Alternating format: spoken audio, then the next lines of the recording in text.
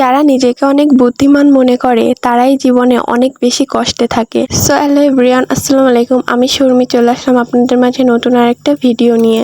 আমাদের আশেপাশে এমন অনেক মানুষ আছে যারা নিজেদেরকে অনেক বুদ্ধিমান মনে করে, নিজেদেরকে এমন মনে করে যে তাদের চালাকি মনে হয় কেউই কখনো ধরতে পারবে না। আর তাদের এই অতিরিক্ত বিশ্বাস যে তারা নিজেরা এতটাই বুদ্ধিমান, এই বিশ্বাসটাই তাদের জীবনে একসময় কাল হয়ে দাঁড়ায়। তারা ভাবে আমি নিজের বুদ্ধি দিয়ে অন্যের হক নিজের করে নেব, কিন্তু এটা কি কখনো সম্ভব? কখনোই সম্ভব না। আর তাদের এই বিশ্বাসটা যখন ভেঙে যায় তখন তাদের কোনো কুলেই জায়গা থাকে না, না পায় অন্যের কাছে জায়গা, না নিজের জীবনটাকে সুন্দর করে গড়ে তুলতে পারে। তো আমি বকবক করতে করতে অনেক কথাই বলে ফেললাম। আপনাদের কারোর কাছে যদি খারাপ লাগে কথাগুলা তাহলে মাইন্ড করবেন না। আর এই কথাগুলা তাদেরই গায়ে লাগবে যাদের এরকম বিশ্বাস আছে।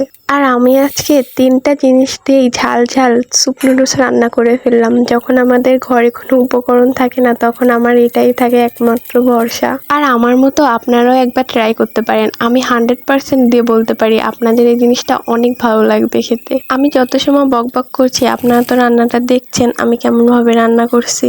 আমি এখানে তেল, তারপর আদা কুচি, রসুন কুচি, চিংড়ি মাছ, পেঁয়াজ কুচি, ঝাল এগুলা দিয়ে একসাথে ভেজে তারপর হলুদ, লবণ, ধনের গুঁড়া, ঝালের গুঁড়া বেশি করে দিয়ে তারপর পানি দিয়ে গরম করে তার ভিতর পানি গরম হয়ে গেলে সেখানে আমি ম্যাগি নুডলস দিয়ে দিয়েছি। ও আর হ্যাঁ, আমি সাথে একটু লেবুর রসও অ্যাড করেছি। আর আপনারা চাইলে এখানে চিংড়ি মাছের জায়গায় মাংসও অ্যাড করতে পারেন। তারপরে আমি ম্যাগি নুডলসের মশলাটা দিয়েও দিয়েছি। তারপর নুডলসটা সিদ্ধ হয়ে গেলে একটা ডিম ছেড়ে দিয়ে ঢেকে দিবেন যাতে ডিমটা সিদ্ধ হয়ে যায়।